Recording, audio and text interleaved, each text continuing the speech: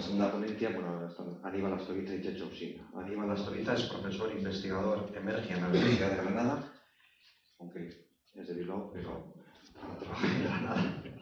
Investiga en la intersección de las ciencias cognitivas, biológicas, sociales y éticas aplicadas. Ha publicado sobre estos temas en Nature Machine Intelligence y otras revistas. Es miembro de la red de espacios y CITED Liberes.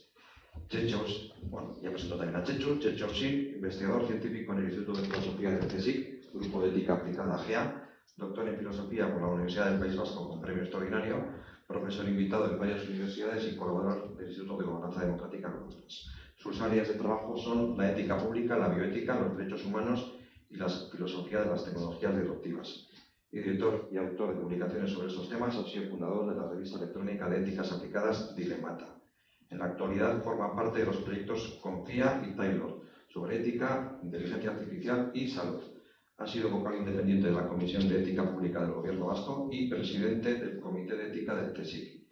Actualmente es miembro del Comité de Ética y Garantías de Univasc y patrono del Clúster de Ética del País Vasco. Checho Usín, Aníbal Astoriza, Aurora.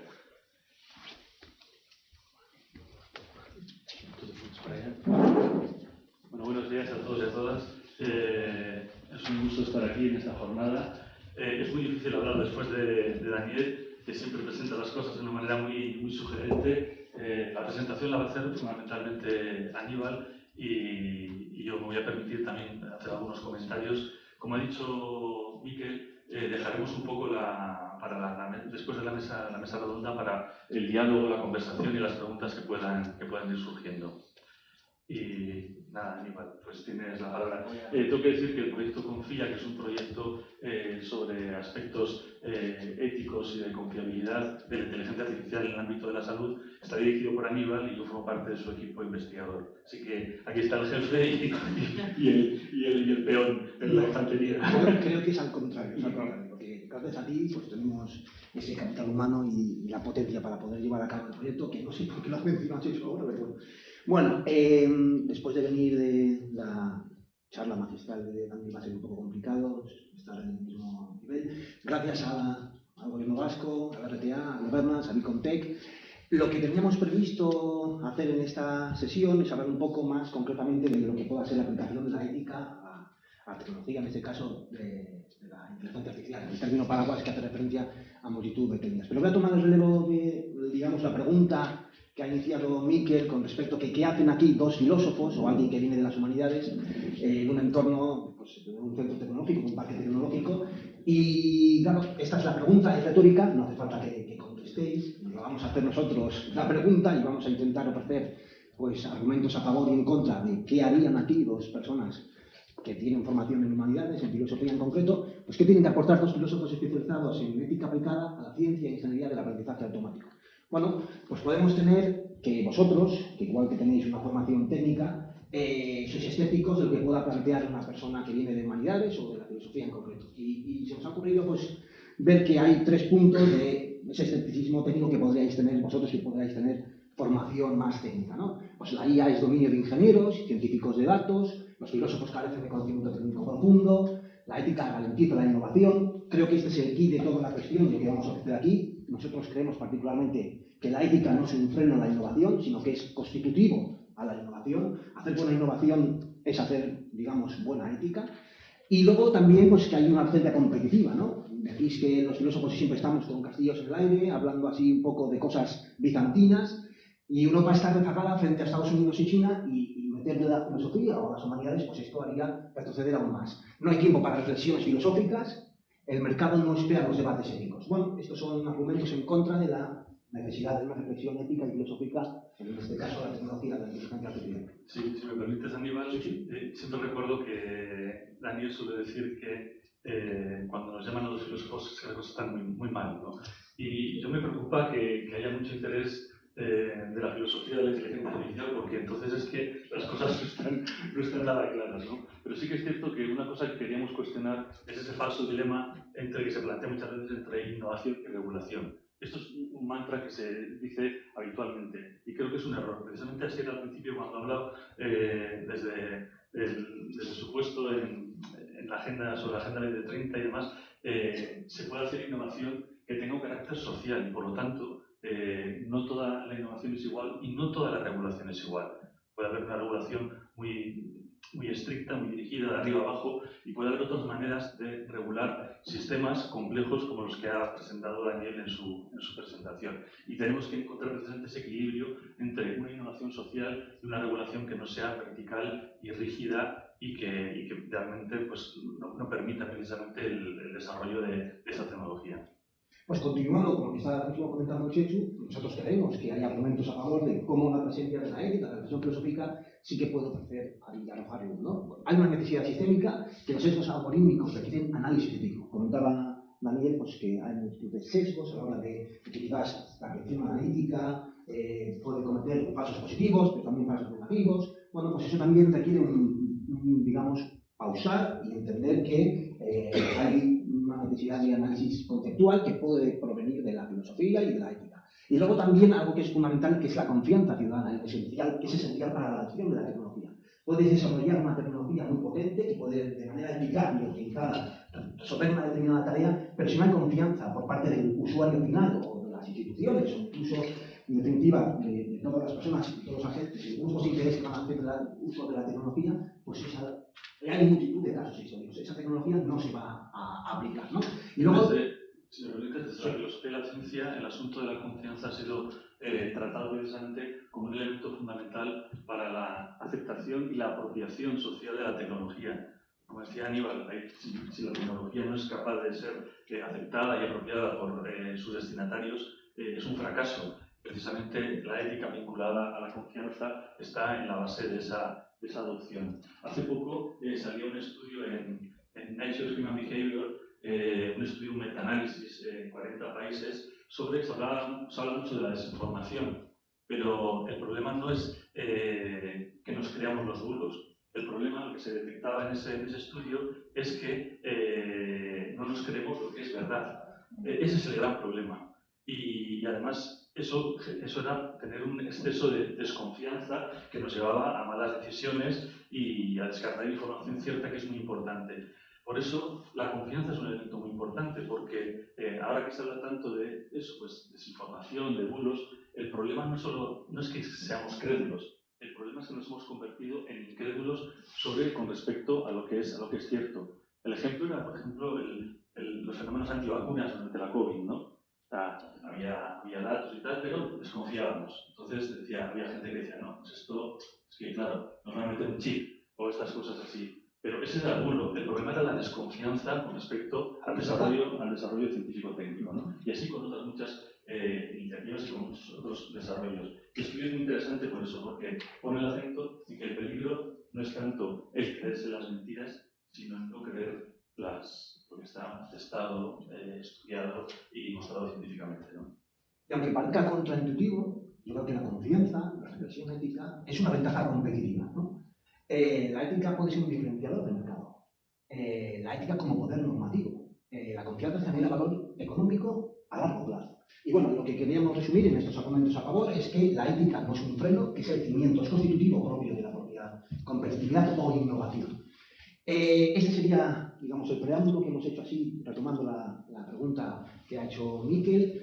Y este es un poco el contenido que iremos viéndolo, una especie de, digamos, análisis panorámico de lo que pueda ser ahora mismo el tablero del ajedrez geoestratégico que tenemos con distintos modelos de lo que pueda ser la innovación y el desarrollo, lo conocido, bueno, se conoce, o la literatura de investigación habla del modelo americano, el modelo chino y el modelo europeo, el efecto Bruselas, de cómo somos los campeones en la regulación y que esto puede ser visto desde una perspectiva negativa por parte de los que queréis hacer innovación, porque siempre pues, puede poner un freno. Pero lo que en última instancia queremos ofrecer aquí como mensaje de take home message es que la ética es constitutivo de la innovación. Haremos ese análisis de lo que pueda ser la política general, análisis de la realpolitik, los tres modelos en conflicto, la respuesta europea, mencionando los informes de Draghi y Letta, el valor añadido europeo, y luego también ya aterrizando un poco más concreto de lo que puede ser de manera tangible y práctica, lo que ofrece la ética es pues, herramientas y metodologías para una ética, análisis sectorial y recomendaciones estratégicas. Bueno,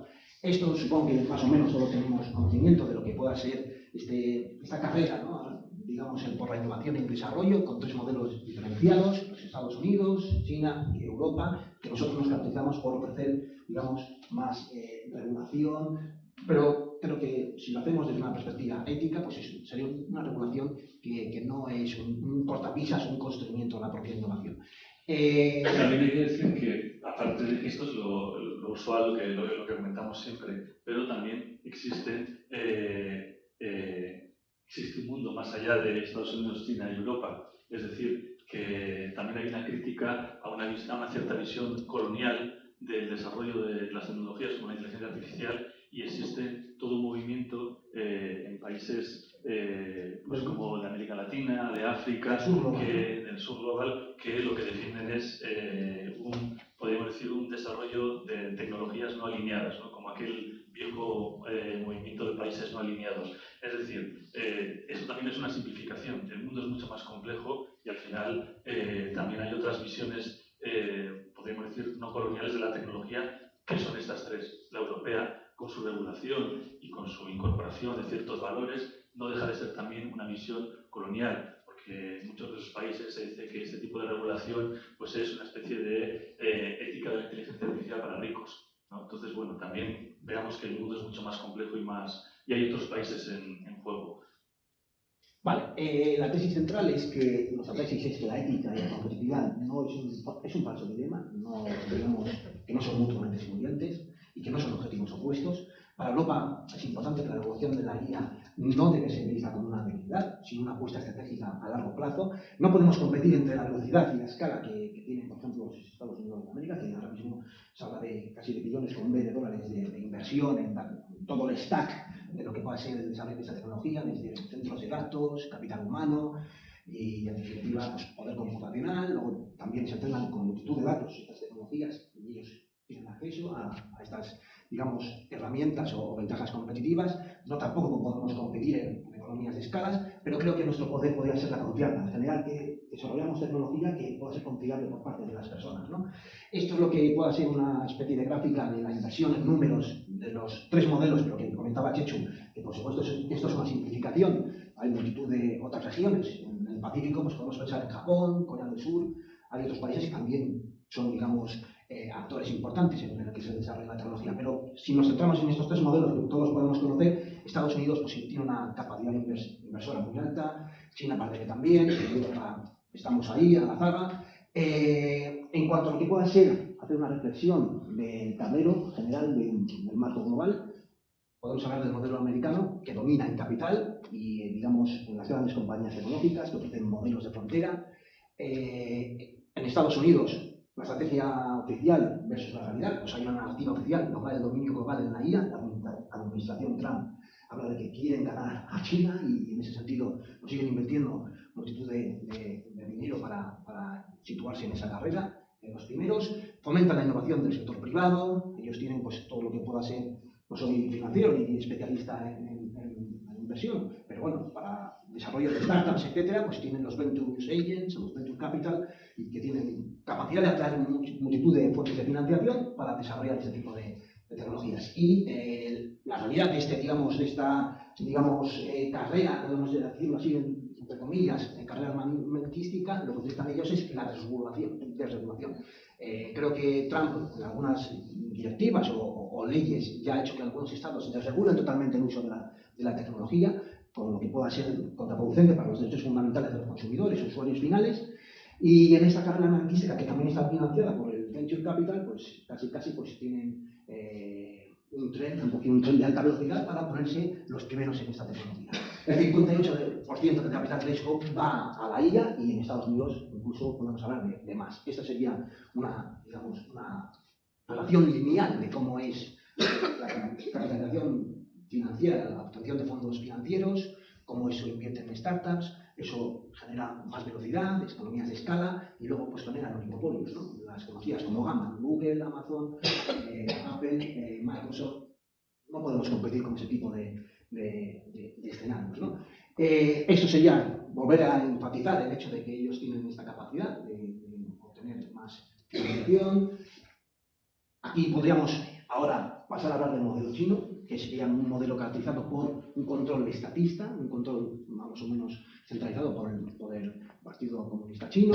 Tiene una estrategia top-down, se mencionaba este tipo de digamos, de análisis, ¿no? Con respecto a lo que es la programación o que desarrollen tareas, pero viene de arriba abajo, ¿no? Las directrices, ¿no? El hecho de que miles de millones en fondos estatales van dirigidos a este tipo de compañías tecnológicas. Evitan la competencia desordenada, desarrollan, digamos, una coordinación a nivel de Estado y entienden la IA como transformación total. Se hablaba también, creo que, estos score sociales, sistemas de puntuación social, pues la tecnología que utilizan ellos es para el control casi ciudadano, ¿no? Donde si tú te desalineas de lo que puedan ser los valores de lo que es un buen ciudadano chino, pues con cámaras de reconocimiento facial, con seguimiento de tus compras en línea, etcétera, pues te permiten salir fuera del país o te permiten tener una cuenta bancaria o pedir créditos, etcétera. Pues es como el panóptico tecnológico digital que les ofrece digamos, a estados autoritarios el controlar, pues, qué es lo que hacen sus propios ciudadanos, ¿no? Y lo utilizan como una herramienta de control. Pero eso no queremos. No queremos desarrollar este tipo de tecnologías para afianzar una visión autoritaria, ¿no? El modelo europeo, bueno, algunos, no sé de aquí cuántos seréis directores de empresa o tendréis estar con vuestra empresa en el mercado. Evidentemente podríais tener una visión, digamos, un tanto estética con respecto a la regulación, pero sí que es cierto que si no hay regulación y lo que nosotros le añadimos, si no hay una regulación ética, pues evidentemente no hay una buena innovación, no hay un buen desarrollo tecnológico, aunque vuestra perspectiva o punto de partida sea que la regulación puede ser un cortapisas, un obstáculo al desarrollo y la innovación. Desde Europa tenemos que la ley de inteligencia artificial está basada en 4 tipos de clasificación de riesgo y el efecto Bruselas, ¿no? Esa capacidad de extender o exportar a otros mercados, a otras zonas geográficas, la capacidad de regular con una visión ética y sostenible, ¿no? Y es como el primer marco integral del mundo, prohíbe prácticas dañinas como el social scoring que mencionábamos de China, el reconocimiento emocional y todo tipo de tecnologías que pueden ser así de ciencia ficción, pero que pueden estar en el estado del arte actual para la aplicación, ¿no? Y luego, pues una globalización regulatoria unilateral, la posibilidad de multas a estas compañías o empresas que se puedan saltar estas normativas. Y sin el capital de Estados Unidos, sin el control de China, Europa puede establecer las reglas del juego, ¿no? Creemos que esta puede ser nuestra capacidad o ventaja competitiva, ¿no? Esta es una gráfica que podemos, así de manera visual muy clara, ver los distintos modelos y qué tipo, bajo los criterios de visión, gobernanza, capacidad de desarrollo, de captación de fondos, los actores implicados y los riesgos como los 3 modelos que podrían diferenciar, ¿no? No me voy a detener mucho en ello porque quizás a las 11, por límites de tiempo, tenemos que dar paso a la siguiente parte de la jornada. Bueno, la respuesta europea de Draghi Letta es que realmente tenemos que ponernos las pilas, tenemos que intentar movilizar, no sé si inversión, pero también otro tipo de factores para que realmente Europa no quede, digamos, atrás y sea, digamos, el lugar donde vienen a ver como si fuera Europa un museo, un continente museístico donde, pues bueno, aquí nació la democracia en Grecia, aquí tenemos el arte en Italia, etcétera, para que no nos convirtamos en una especie de museo de la historia de la humanidad, sino que tengamos también nuestro papel y nuestra voz.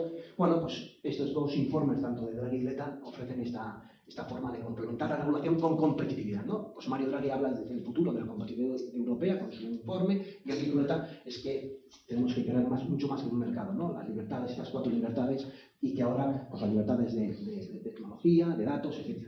Bueno, el diagnóstico de Mario Draghi es que Europa ya no puede depender de los factores del pasado, hay que asumir 3 áreas cruciales, tras la brecha de innovación con Estados Unidos y China, y como propuesta clave, pues el crear todo un ecosistema o un hub donde también pues, computación en la nube, etcétera, y el desarrollo de lo que puedan ser las distintas normativas que tiene de regulación de la inteligencia artificial. Las propuestas concretas de Draghi son una mayor infraestructura, mayor financiación y por tanto no solo regular, sino construir y financiar, ¿no? Ahí tenemos, digamos, la descripción de lo que pueda ser digamos, las recetas del informe de Mario Draghi. La idea además es que aquí en Euskadi, que hablamos muchas veces de soberanía nacional, pues reivindicar una soberanía digital europea, que es lo que hace falta para no tener dependencia precisamente de muchos de los recursos que se siguen utilizando pues, de Estados Unidos, ¿no? Creo que eso es muy importante y buena parte del informe insiste en ese tipo de estrategia. Bueno, pues más o menos yo creo que podemos tenerlo claro, o por lo menos podemos acudir a estos informes y estudiarlos. Esto es una comparativa de los distintos informes con sus propuestas y sus objetivos. Pero ¿cuál es el valor añadido europeo? También, una cosa, en la diapositiva anterior, en el informe Letta se hace mucho hincapié en la cuestión de la libre circulación de datos y conocimiento en un espacio único. Eso es realmente importante porque Europa es un espacio en el que podrían compartirse datos con respecto a medio ambiente, transporte. Ahora, por ejemplo, está en análisis lo que se conoce como el Espacio Europeo de Datos en Salud, que es muy importante precisamente para el desarrollo de tecnologías en el ámbito sanitario. La interoperabilidad. Claro, y la salud, precisamente, y los datos de salud son datos especialmente protegidos y sensibles, pero por otro lado, compartir esos datos es absolutamente fundamental para desarrollar procedimientos, para desarrollar también tecnologías. En el caso, por ejemplo, en nuestro grupo de investigación, la compañía está estudiando su importancia para las enfermedades raras, ¿no? Las enfermedades raras puede ser raro aquí en España, pero al final, si somos capaces de compartir datos a nivel europeo, puede ser una gran esperanza para muchas de las personas, por ejemplo, que padecen una enfermedad minoritaria, rara, y por eso el informe Letta hacía mucho hincapié en el desarrollo de estos espacios europeos de datos compartidos, que son muy importantes para generar precisamente esa materia prima que necesitamos para desarrollar procedimientos y recursos de inteligencia artificial, por ejemplo, aplicada en salud. Vale, ¿cuál es el valor añadido europeo? Pues nosotros creemos que es la ética, ¿no? Como un eje de innovación sostenible. Y la confianza es como la moneda de corriente, ¿no? La moneda más valiosa. ¿Por qué? Porque si creamos un ecosistema competitivo, sostenible, ético y responsable, bajo criterios como la transparencia, la auditabilidad, la equidad, menos propenso a errores, menos riesgos legales, pues se producen mayores ventajas competitivas, mayor calidad, mejor reputación, porque la confianza es eso, ¿no? El generar reputación de que se hacen las cosas bien. Y como he comentado, la ética no ha de verse como algo, digamos, opuesto o contrario a la innovación, sino que es constitutivo de la propia innovación. Cuando tú creas tecnología que es confiable por parte de las personas, pues eso genera reputación, imagen, y hay gente que podrá dirigirse a la tecnología que tú creas porque ofrece esa capacidad, esa ventaja competitiva que creemos que es la confianza. Y luego también pues genera adherencia, ¿no? Lealtad del consumidor, atrae al talento. Aceptación y apropiación. Antes me olvidé decir, una colega, Victoria Camps, acaba de publicar un libro que les recomiendo, que se titula La sociedad de la desconfianza, donde hace precisamente un análisis de cómo precisamente la falta de crédito en nuestras sociedades es precisamente lo que está generando mayores problemas, ¿no? Y una concepción, ella dice, equivocada de lo que entendemos por libertad, pero realmente ella incide en los peligros de la desconfianza para las instituciones, para las organizaciones y para la sociedad en general, ¿no? Y creo que ella acierta mucho. Es un libro muy cortito, pero que acaba de salir publicado hace unas semanas.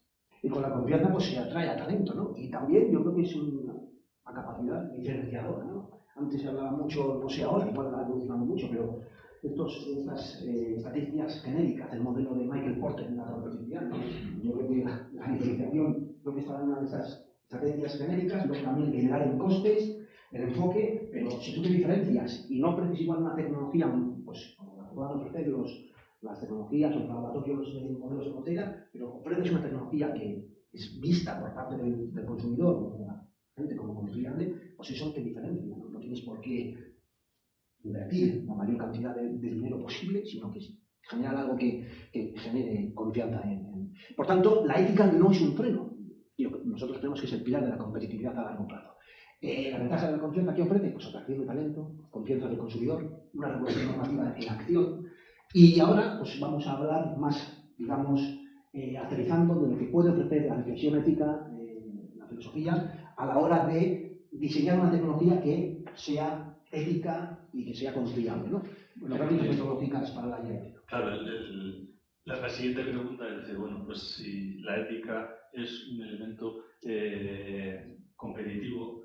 La ética no solo nos sirve para prevenir los daños a los que se refería antes Daniel, sino que también es una herramienta fundamental para generar confianza.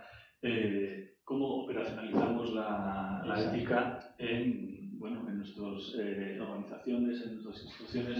Y eso requiere una cierta infraestructura y una cierta organización caótica, pero una cierta organización. Y por lo tanto tenemos que, para introducir consideraciones éticas en el desarrollo, despliegue y diseño de las mismas tecnologías de inteligencia artificial, hace falta colaboración de muchos agentes, hace falta delimitación de procesos, hace falta creación de estructuras y canales, que es un poco de lo que luego nos van a presentar un ejemplo práctico las compañeras de Nicontec. Hay que formular procedimientos y también hace falta formación, porque muchas veces, simplemente pensamos, pues no, esto es que la ética la llevo puesta, ¿no? Pero bueno, hay que darle vueltas, como con esta jornada, haciendo una reflexión compartida y sobre todo analizando en qué contexto y para qué entorno pues es preferible un tipo de procedimiento, de infraestructura ética que es necesaria para operacionalizar, porque si no nos quedamos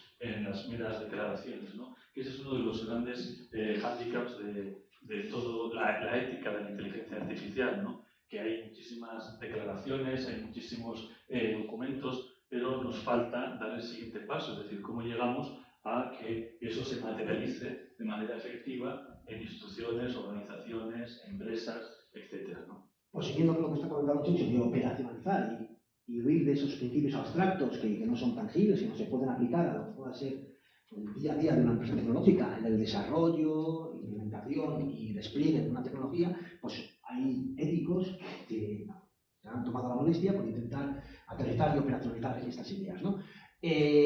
Algunas de las herramientas éticas que son conocidas se basan en distintos pilares tecnológicos, ¿no? La evaluación de impacto ético, el diseño centrado en valores, también en persona, y privacidad desde el diseño, ¿no? Y luego también, pues, técnicas o procesos metodológicos o protocolos de certificación y auditación de lo que pueda ser una determinada tecnología. Y hay herramientas de evaluación de la IA ética, ¿no? Tenemos evaluaciones de impacto, que algunas son ofrecidas por instituciones y distintas entidades europeas, pero también tenemos el Data Protection Impact Assessment, el AI Trust Impact Assessment, métricas técnicas, también los filósofos, aunque parece que no, crean métricas o indicadores que pueden ser cuantitativos, análisis de sesgos, explicabilidad, robustez y seguridad y trazabilidad, ¿no? Y la clave es que estas herramientas pueden aplicarse durante el desarrollo, ex ante, pero también o itinere y también ex post, ¿no? Al final del desarrollo. No es que pueden, es que deben aplicar durante todo el proceso de desarrollo de la tecnología. Porque además el interés de la ética no es únicamente eso, generar este tipo de procedimientos, sino que en las mismas organizaciones se produzca un cambio cultural, es decir, que se produzca un cambio de tal manera que se cree una cultura de la ética y de la responsabilidad en los propios procesos,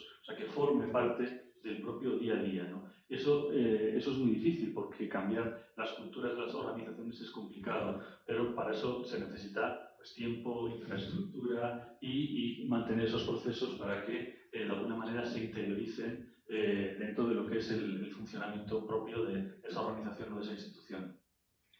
Bien, alguna de estas, digamos, herramientas es el Value Sensitive Design, que está desarrollado por algunos filósofos como Jeroen van den Hoven, de la Universidad Técnica de Delft, que es pionero en la integración sistemática de los valores morales, ¿no? Algo que pueda ser algo abstracto, pero que se puede, digamos, operacionalizar en el diseño tecnológico. Y el principio central es que los valores humanos deben traducirse en requisitos de diseño desde las fases tempranas, que comentaba Chicho, que no es que puede, ¿no? Sino que se debe hacer desde el inicio de que se está conceptualizando una determinada tecnología, se identifica el problema, se diseñan los cuantificadores, las métricas, todo lo que pueda ser la propia fase del desarrollo, pero también en todo el camino que va desde la implementación hasta el despliegue de la tecnología en el mundo real, ¿no? Además, con relación a esto, con relación a la tecnología en general y a la inteligencia artificial en particular, el mantra muchas veces en la sociedad es, bueno, es que depende de cómo se use, ¿no?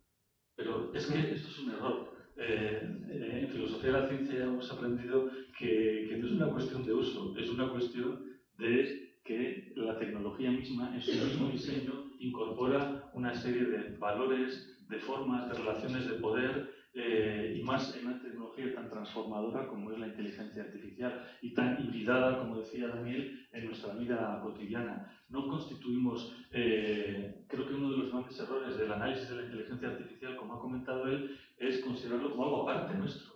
No existe la inteligencia artificial, existe lo que muchos ingenieros informáticos llaman sistemas multiagentes, es decir, sistemas donde colaboramos de manera interactiva la inteligencia humana y la inteligencia artificial, generando inteligencia colectiva y social. Ese es el marco y tenemos que entenderlo de esa manera. Una convolución de realidad sociotécnica, ¿no? Eso es. Que no, digamos, está la tecnología por un lado, que la hemos creado, y por otro lado los seres humanos. Y ese uso que demos de ella, ¿no? No, estamos inmersos, ¿no? Estamos constituidos por toda esa relación que tenemos con la tecnología. Y uno de los principios centrales que ofrece este autor es que los valores humanos deben introducirse en los requisitos de diseño desde las fases tempranas, lo comentábamos. Y algunos valores clave que ha, digamos, conceptualizado y luego ha operacionalizado este autor es la autonomía humana, en lo que comentaba también Daniel con respecto a que estamos ya, digamos, en una relación hibridada de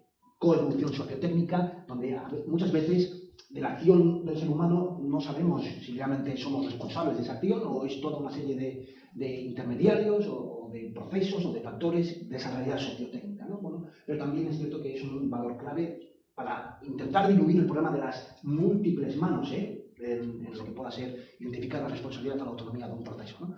Y luego el bienestar, por supuesto, ¿no? El bienestar tanto del operario como del usuario final, y la justicia, un principio de los quizás más abstractos, pero que hay pinitos para intentar matematizarlo y ofrecer métricas cuantitativas que permitan este valor, este presente en el desarrollo de la tecnología y, por supuesto, la privacidad, que hay multitud de técnicas, desde el aprendizaje federado, etc.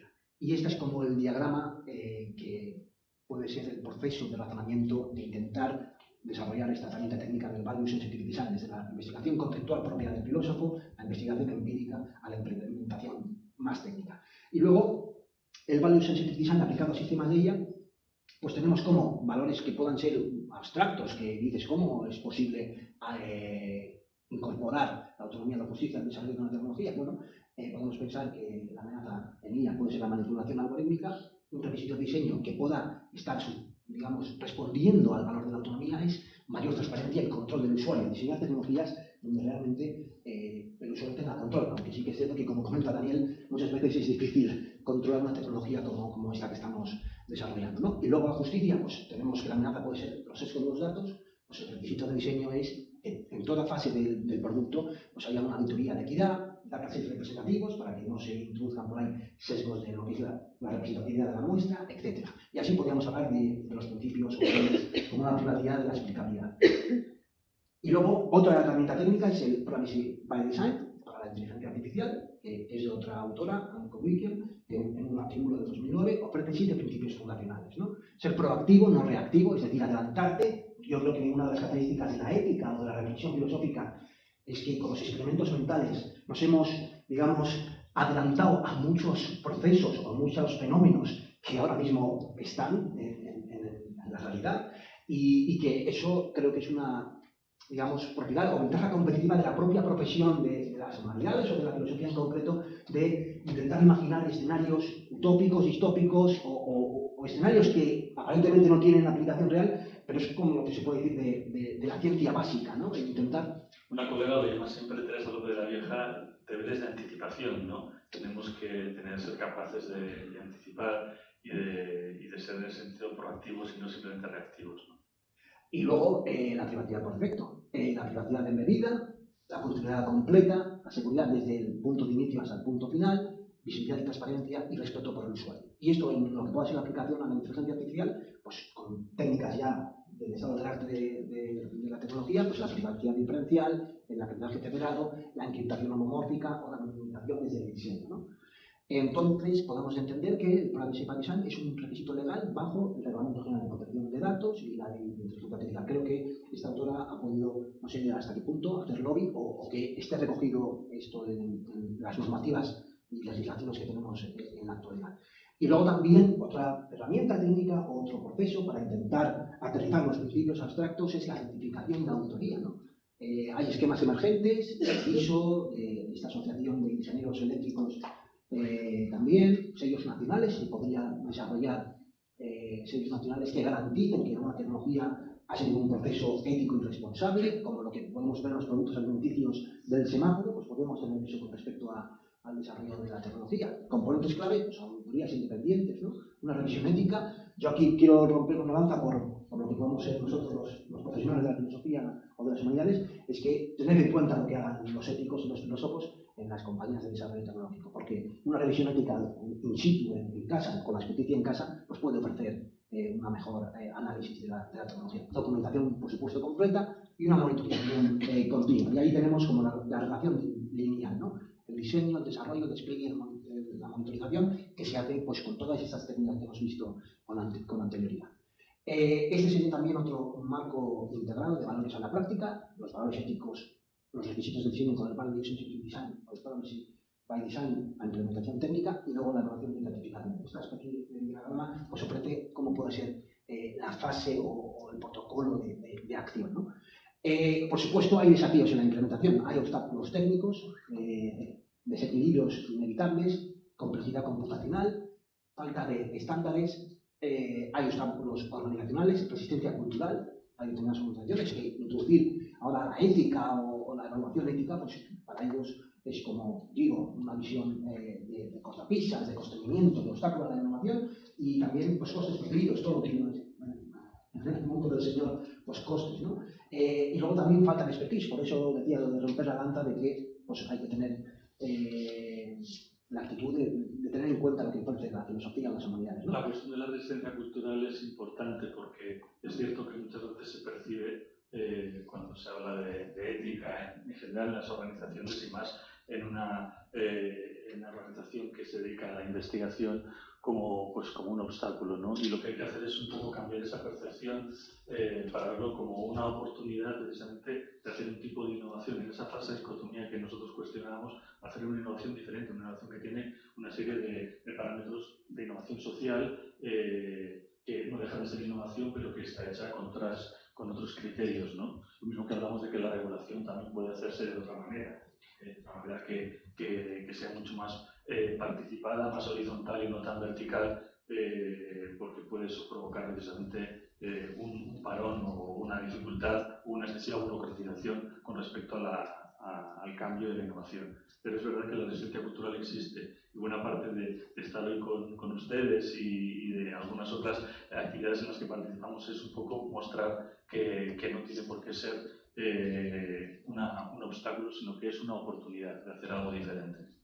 Y luego críticas conceptuales, ¿no? Alguno de vosotros o de ustedes pues, puede considerar, pero ¿quién define los valores, no? Como que igual la ética o la moral es algo subjetivo, que no es compartido.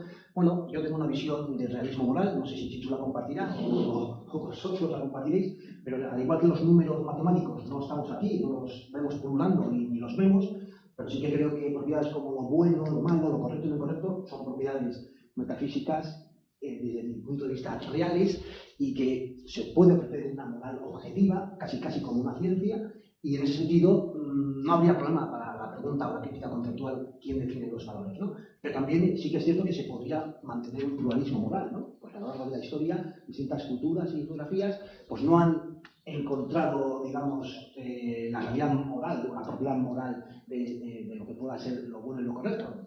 Esto es una discusión muy grande, pero yo creo que siendo más modestos podemos ponernos de acuerdo en lo que puede ser intolerable, ¿no?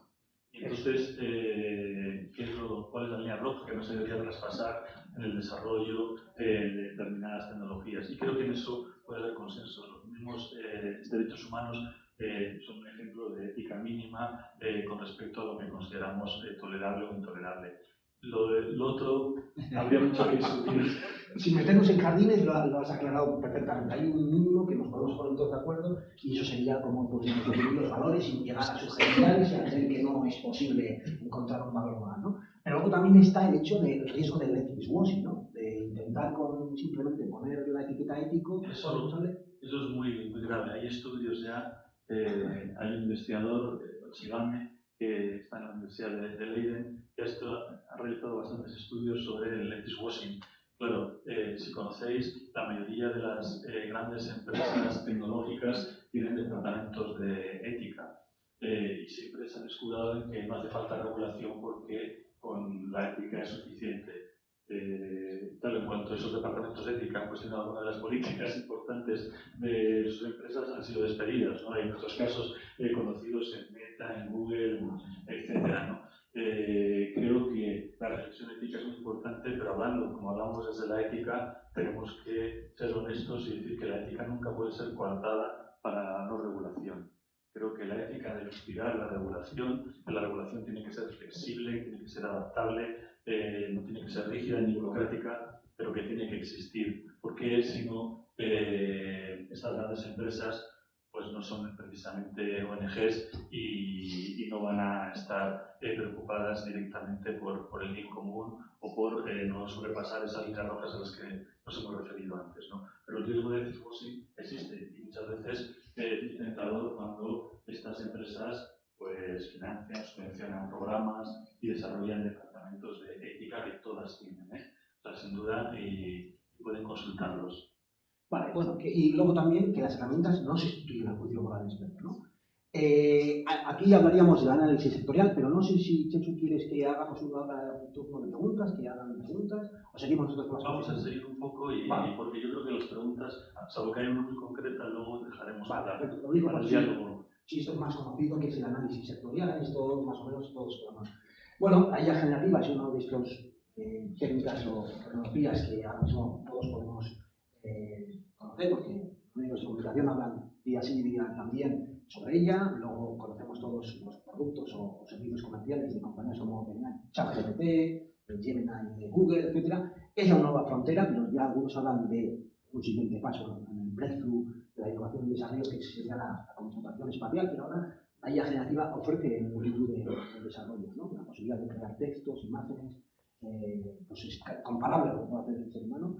Es realmente increíble. Y la inversión privada, de acuerdo con distintas fuentes, creo que está tomada del Stanford Index del desarrollo de la inteligencia artificial, bueno, pues vemos que la inversión en más de 40 modelos notables, pues tienen ahí casi concentradas todas los centros tecnológicos y laboratorios que generan esos modelos de frontera, pues están en Estados Unidos, ¿no? Pero China también tiene, ¿no? Se me ocurre DeepSeek, que es más de open source, pero tiene también desarrollo en este tipo de IA generativa. Y Europa, pues creo que son otros modelos, ¿no? Está Mistral con el chat y alguno más, pero no tenemos, digamos, tanta inversión en ello. Esta sería la gráfica que representa esta inversión privada en lo que pueda ser esta última generación de desarrollo de la inteligencia artificial, la conocida como IA generativa. Bueno, luego también nos metemos en la patata caliente, que puede ser la aplicación de la inteligencia artificial en defensa. No quiero tocar eso por no herir igual sensibilidades, pero sí que es cierto que tenemos el tambor de guerra a las puertas de Europa, y aquí pues tendremos nosotros como europeos hacernos una pregunta sobre invertir en tecnología que luego pueda ser aplicada al desarrollo de estrategia competitiva, ¿no? Como lo llamaba Borrell, la última expresión eufemística que utilizó Borrell, estrategia defensiva. Bueno, utilizó una expresión para no decir defensa o decir inversión en militar. Bueno, pues estas son las distintas visiones que tienen Estados Unidos y China, y nosotros pues tenemos cautela, retraso, énfasis en el humano, en el bucle, estratas modestas y un debate ético activo. Eso por lo menos nos estamos planteando esta necesidad. Y luego la adopción empresarial de la inteligencia artificial. Bueno, en la comunidad autónoma vasca hay muchas pymes, ¿no? Supongo que estamos aquí hablando de grandes aplicaciones de la tecnología, y a una pyme concreta, a una empresa familiar, ¿cómo se puede aplicar la tecnología? Bueno, supongo que de multitud de maneras, pero para eso Bicontec y otras empresas pues desarrollan tecnología que luego puede ser aplicada en el sistema, en el tejido empresarial. Y Europa pues tiene esta transformación digital pendiente, especialmente en pymes. Estados Unidos hace una difusión amplia y rápida con una cultura muy tecnológica, y China pues implanta de manera masiva, impulsada y coordinada por el Estado, ¿no?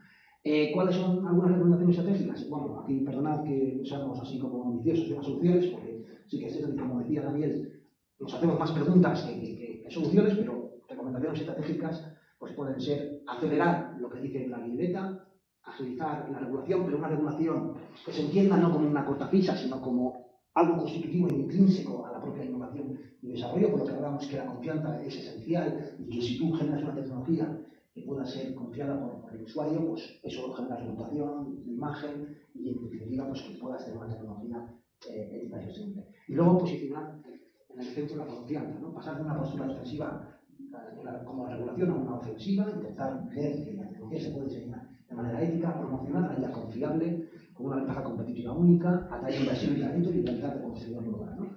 Hay iniciativas europeas clave, como puedan ser pues, esta infraestructura de datos soberana y federada para Europa, que es la que se conoce como GAIA-X. Luego ELIS, esta red de captura de excelencia, de talento, de capital humano, para la formación del nuevo investigador o el nuevo potencial que podamos tener. Y luego la Confederación de Laboratorios para fortalecer la investigación europea en inteligencia artificial. Y planes de inversión, ¿no? Que está, digamos, recogido ahí. Yo creo que la cifra no es correcta, o sea que no es equivocada, más de 200.000 millones, y corregidme si alguno ve que es incorrecto el dato, para impulsar la IA europea, incluyendo factorías de IA para entrenar modelos de gran escala. Pero claro, seguimos teniendo brecha de inversión. De acuerdo con lo que ofrece el diagnóstico que ofrece tanto Draghi como Meta, pues nos falta todavía pues, una gran inversión, ¿no? Y hay síntomas de retraso. No creo que haya, o que conozcáis vosotros, ninguna empresa unicornio, ¿no? No creo que la haya en este sector. Y luego que solo tenemos el 18% de capacidad global de datos, el 12% del capital de riesgo, yo creo que no tenemos capacidad de ofrecer financiación a las startups. Soluciones y propuestas, bueno, pues orientar los fondos de cohesión y otras, tampoco soy economista, pero supongo que habrá distintos instrumentos financieros para obtener fondos y que si hay una apuesta de país y voluntad política, pues invertir esos fondos en crear pues clúster de centros de datos o no sé cómo será la iniciativa. Y por supuesto movilizar tanto en el sector público como en el privado y movilizar capital business, NGOs y planes de pensiones. Esto no sé de dónde, como lo he ahí, pero bueno. Supongo que habrá como instrumentos financieros de las pensiones se podrá hacer un instrumento financiero para invertir, ¿no? Supongo que habrá algunos economistas que dirán que es correcto. Bueno, y principios éticos. Pues los principios éticos compartidos a nivel global es la ética mínima, la seguridad, la fiabilidad, la transparencia, la rendición de cuentas, equidad y no discriminación, la inclusión, la privacidad, el respeto a los derechos humanos. Y el desafío no es la enunciación de los principios, sino cómo intentar aplicarlos y aterrizarlos y operacionalizarlos, ¿no? Claro, tenemos que hacer realmente un esfuerzo por hacer un análisis de cuáles son nuestras debilidades, fortalezas y oportunidades, ¿no? Y aquí haciendo una especie de esquema de las fortalezas, pues liderazgo normativo, una base científica sólida y producción académica. Si nos fijamos, muchos de los del talento investigador y capital humano que tiene Estados Unidos son de origen europeo, ¿no? Ahora yo pienso, tengo esperanza de que van a volver, porque se está produciendo un viaje a la inversa. Poníamos que lo de la fuga de talentos, pero se está produciendo al revés. Cada vez hay más investigadores e investigadoras que están solicitando volver a Europa y hay instituciones que están, creo que en Cataluña, desde luego, hay un programa para captar investigadores que quieren salir de Estados Unidos y instituciones de SIC también ha desarrollado un plan específico para captar personal que quiera marcharse de universidades y centros de investigación de Estados Unidos. Y en Europa sí que hay otras iniciativas similares. Ese es el punto, porque si te fijas es que sus grandes científicos o científicos jefes de las compañías OpenAI, Google, etc., son de origen europeo o chino. Con el cambio de las políticas en Estados Unidos, muchas personas están deseando volverse a venir a Europa. Ojalá les acercamos porque eso es la característica, ¿no? Que el breakthrough científico lo hace Europa. Lo que pasa es que luego ellos tienen la capacidad de poner salarios altos y vivir con... pues y se llevan el talento, ¿no? ¿Cuáles son las oportunidades? Bueno, exportar estándares podría ser una, la confianza como ventaja competitiva global, pero ¿cuáles son las necesidades? Pues este mantra que ya venimos hablando mucho de la integración del mercado de la Unión Europea, mercados fragmentados, normativas también muchas veces como mosaico y que no son transversales a una tecnología que se aplica en muchos sectores, pues déficit de inversión privada y amenazas, pues bueno, rezagarse tecnológicamente de forma irreversible, y eso sí que sería un error, y la dependencia de infraestructuras externas. Comentabas eso de la soberanía digital, y dependemos de Google, etcétera, y de todo lo que ofrece de la computación en la nube, etcétera, pues realmente estaremos siendo dependientes, ¿no? ¿Cuál es el futuro de la IA europea? Bueno, en el escenario pesimista, Europa como museo regulatorio, sin capacidad de innovación y dependencia total de terceros. Un escenario realista, pues podemos ofrecer un nicho, digamos, de una ética confiable, ¿no? Aplicada a la tecnología, de donde nuestros desarrollos y potencialidades de productos y servicios tecnológicos pues permita al usuario final confiar en ella, ¿no? Influencia normativa global, innovación moderada pero sólida, ya en el escenario de donde nos engrandamos y si somos realmente, sacamos peso. Si somos de Bilbao también, pues podemos decir el escenario optimista, ¿no? Que ya, pues, líderes, ¿no? Líderes en línea ética y sostenible, un ecosistema competitivo propio y un referente mundial en la confianza, ¿no? Y este escenario optimista o el escenario realista depende de las decisiones que tomemos hoy. O sea, que si hoy ya tomamos decisiones vistas a largo plazo para convertirnos en este...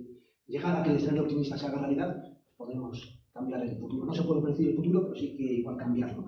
Y luego tenemos la paradoja europea, que es como lo que comentaba antes, que el talento está en Estados Unidos trabajando allí para estas grandes tecnológicas porque ofrecen salarios, mejores incentivos, pero es que nosotros tenemos la mayor producción científica, pero el menor impacto comercial. Y estos datos son verídicos. Por las publicaciones científicas en línea, nosotros tenemos mayor producción, aunque parece que no. Pero claro, el valor del mercado de las empresas, ahí se torna la balanza. No hay realmente ninguna, ¿no? ¿Cómo es posible, no? De que desarrollemos pues, producción científica, pero luego no queremos startups o no queremos compañías que sean unicornios, ¿no? Si hacemos una recapitulación de las acciones de esta realpolitik de la inteligencia artificial, no es solo tecnología, es también geopolítica. El dinero es lo que mueve el mundo. La regulación puede ser una fortaleza si lo miramos así, y entonces ahí podemos nosotros diferenciarnos. La confianza es un activo económico porque si tú generas una tecnología que no es confiable, pues el producto igual no te lo compra nadie, ¿no? Pero si es confiable, pues igual te lo compra, ¿no? Y Europa debe jugar su propio juego, ¿no? Debe crear su propio juego. Y como conclusión, bueno, pues aquí tenemos el lema del Take Home Message, que la ética como ventaja competitiva, en un mundo donde la tecnología, y en particular la inteligencia artificial, se vuelve omnipresente, la confianza creo que será la moneda más valiosa. Tenemos una oportunidad única, no debemos competir en velocidad o escala porque es imposible, no creo que a esta altura del juego, pero sí que podemos hacer una tecnología ética y confiable.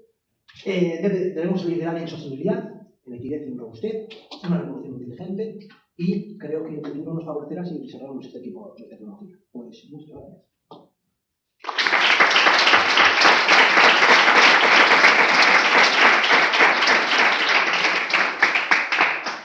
Como antes, igual si hay una pregunta bien, si no lo dejamos para el diálogo. Si hay alguna pregunta así muy concreta, pues adelante. Y si no, pues paramos para ahí.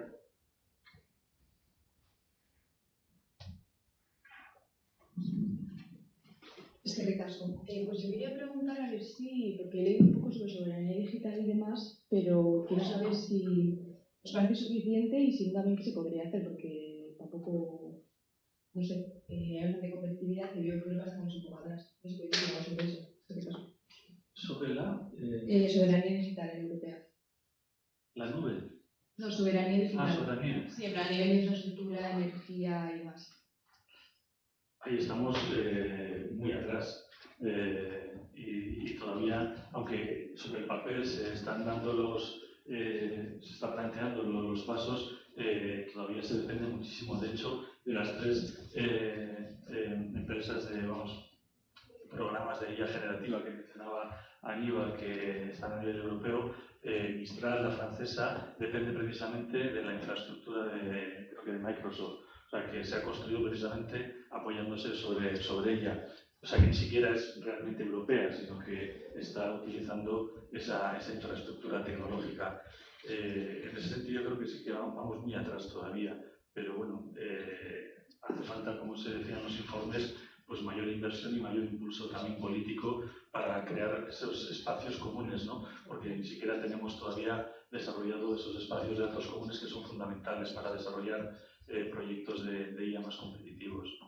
Pero creo que mencionábamos en una diapositiva Gaia-X, que es una iniciativa que puede encaminarse hacia la soberanía digital, y luego también esa red de expertos o de, formación para los futuros expertos, SEIS, que son iniciativas en las que se puede, ir hacia el objetivo de soberanía digital en todas sus facetas o dimensiones, desde la capacidad del talento del capital humano, y luego de infraestructuras, y todo está, ¿no? Desde la computación de la nube, chips. Bueno, aquí tenemos una de las compañías en Países Bajos, mejores compañías de desarrollo de chips, ¿no? No sé hasta qué punto también pudiera duplicarse, etc. No solo está Nvidia, sino que también la AMS, creo que es el acrónimo de la compañía, está en Países Bajos, que desarrolla chips. Y teniendo en cuenta todo el pool stack de lo que pueda ser el desarrollo de las tecnologías, podemos ir encaminados hacia las sociedades digitales y si se en marcha de voluntad política. Pero iniciativas, pensar en ello ya se ha pensado y el informe de Draghi ofrece este tipo de diagnóstico. Aníbal es más optimista y yo soy más pesimista. También es verdad. Bueno, pues si les parece, ahora es el descanso, ¿no, Miquel? Paramos un poco y luego seguimos ya con el resto de la jornada.